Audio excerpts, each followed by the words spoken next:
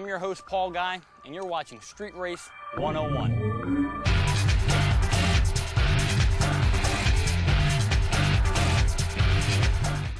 This show is based on my experiences with building and modifying street cars. Join me as I visit some of the most popular performance shops in my hometown. We've got the cars to keep you on the edge of your seat.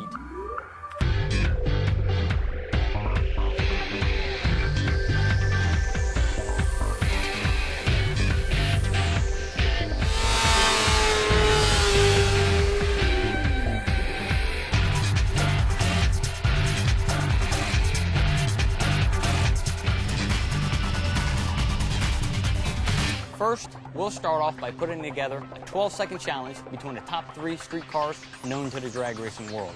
The vehicles that will be modified are categorized by their drivetrain.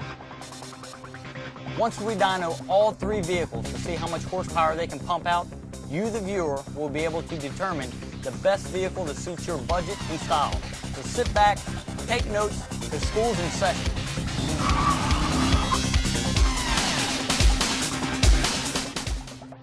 Definitely prefer a front-wheel drive car with a limited slip differential.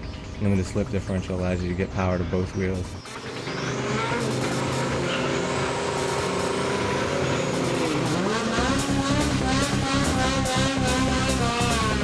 I don't know if you've ever been at the track and see a car doing a burnout and it's got a peg leg going on, just one wheel spinning and the other one standing still, shooting smoke out on one side, but you're only getting power to half the car. Limited slip differential gives you a lot more traction, makes it a lot easier to hook up.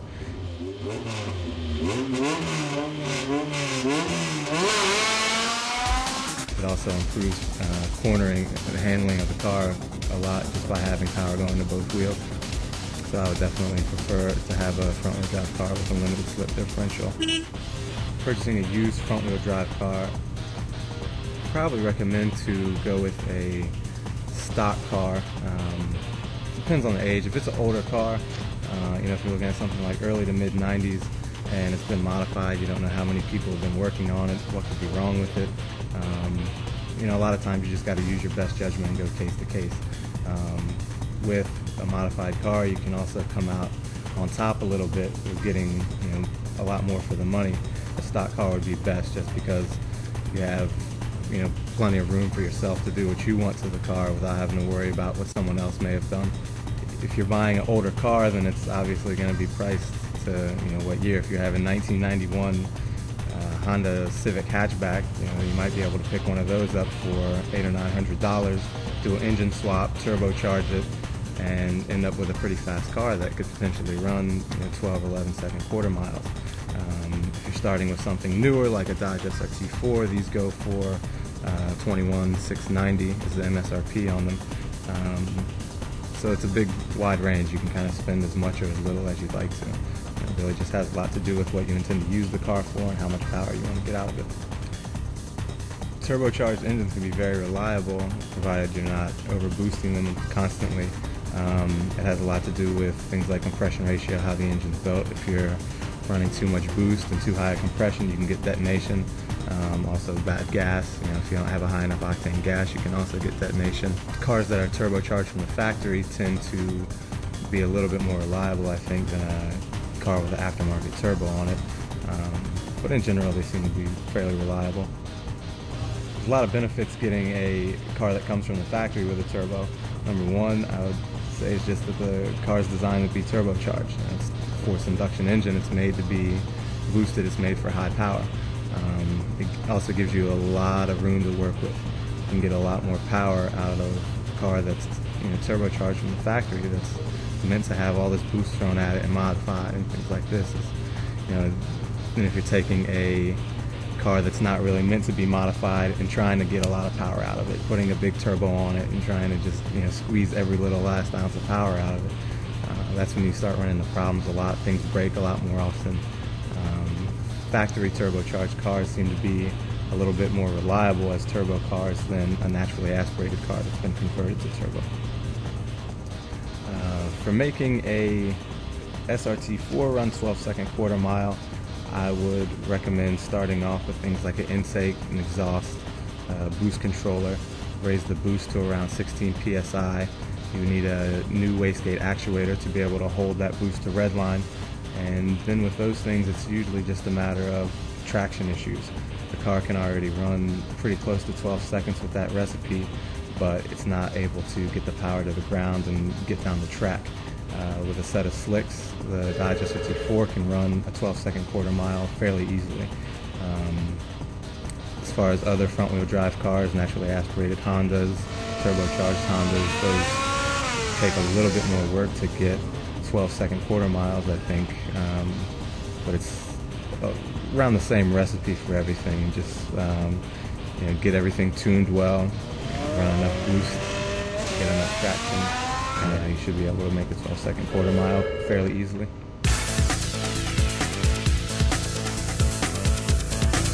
My company, ELD Performance, has been in business for 16 years, working on domestic and foreign cars.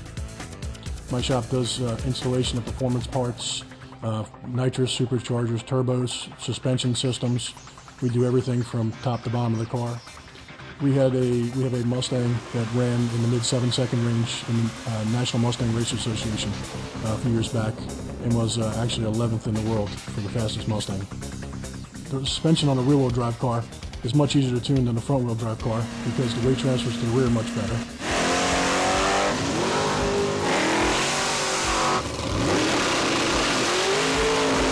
When purchasing a modified car, we like to use slightly modified vehicles, not highly modified, that we don't know anything about. It's either has too much modifications and someone else did it, you don't know what's going on with it, or you could buy something that's completely stock. A rear-wheel drive car costs anywhere from $500 to $10,000, depending on what you really want to buy. Generally, you're going to get something that you're going to have to work with is going to be in the $1,000 range. Something that's slightly modified, probably $5,000 to $6,000.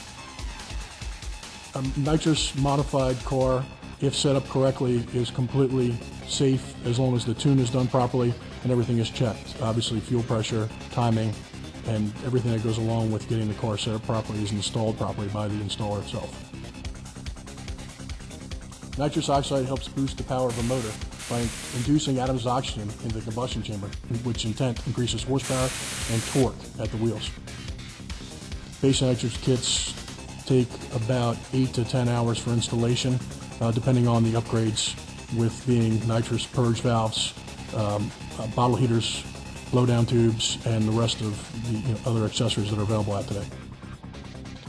When we install nitrous oxide systems, generally most cars need to be tuned through timing and fuel curve, and obviously checked with a dyno to make sure that everything is perfect before they let go to the customer. We use Diablo Sports Chipmaster Revolution software to tune the domestic cars for timing, because it gives us control over the ECM itself, and we could actually reprogram the computer for the nitrous or when the nitrous is actually activated. We have the complete software package and can do it in a pretty timely manner. The laws of using nitrous oxide on the street vary from state to state. It's not so much the actual nitrous oxide, it's carrying the actual container of nitrous. Different states or provinces require to use plackets on the side, almost like transporting the actual liquid, nitrous itself. You'd have to contact a local area to find out if it's actually legal or not.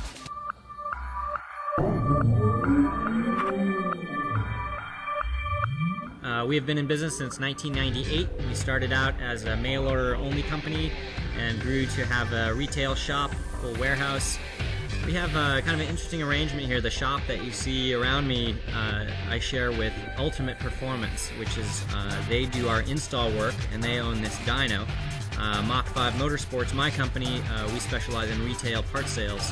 So that works very well since I can supply parts, and Brian, the proprietor of Ultimate, can do the installation, and we both get access to the dyno, and our customers seem to really like that. We can work on any type of vehicle. We specialize in the turbocharged cars that I mentioned, the Mitsubishi or Diamond Star Motors cars, the Eclipse Talon and the Laser, the Subaru WRX and the Lancer Evolution, but we can work on anything and everything from full race cars to regular street cars and anything in between. We don't have any shop race cars per se, but a lot of my customers have very fast cars. We have many customers that have 12-second race cars. I have one customer who has a 9-second drag Eagle Talon, and so they set records for us. My personal favorite car is the all-wheel drive cars. I own a Lancer Evolution 8, which is all-wheel drive. All-wheel drive has several advantages over the rear-wheel drive or the front-wheel drive cars. First of all, the biggest thing is that there's basically no wheel spin. You don't do a burnout in an all-wheel drive car. And when you launch the car, if you do it right, it can leave the line faster than almost any front-wheel drive or rear drive car. The Mitsubishi Eclipse is available in a front-wheel drive version and an all-wheel drive version. The earlier cars, 1990 through 99, you could get front-wheel drive turbo or all-wheel drive turbo. So the same car, one front drive, one all-wheel drive. The front-wheel drive car would do a quarter mile in about 16.0 seconds. The all-wheel drive version would do it in about 15.0 seconds. So a 1 second advantage from just the all-wheel drive traction. And I think that's a pretty good comparison of sort of the differences. We need to get into extremely high horsepower. You can even that out, but for street cars, all-wheel drive is a huge advantage in launching. It's very hard to catch up if you only have two-wheel drive in car. All-wheel drive was invented to gain traction. Two-wheel drive, it's harder to go through wet and slippery surfaces. It's been around almost as long as cars have. First all-wheel or four-wheel drive cars were in the early 1900s. Military vehicles used it in World War I, and after that there's been four-wheel drive cars ever since.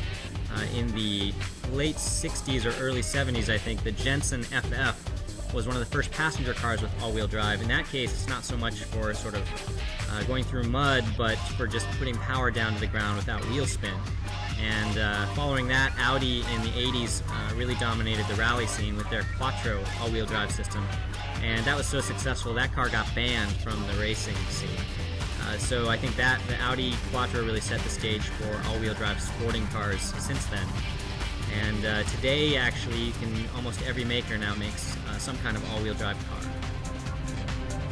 The difference between all-wheel drive and four-wheel drive, normally the designation four-wheel drive means some kind of a temporary or part-time system, like a truck where you could shift into four-wheel drive, but normally the thing goes around in two-wheel drive mode. An all-wheel drive vehicle is automatic. Either it's always driving all four wheels, or it automatically apportions torque when needed without having to push any buttons or lock any hubs. I recommend that you buy a turbocharged version of any car if you can. But all-wheel drive in particular, because the all-wheel drive hardware is not light, it does add maybe 150 or 200 pounds to the weight of a car.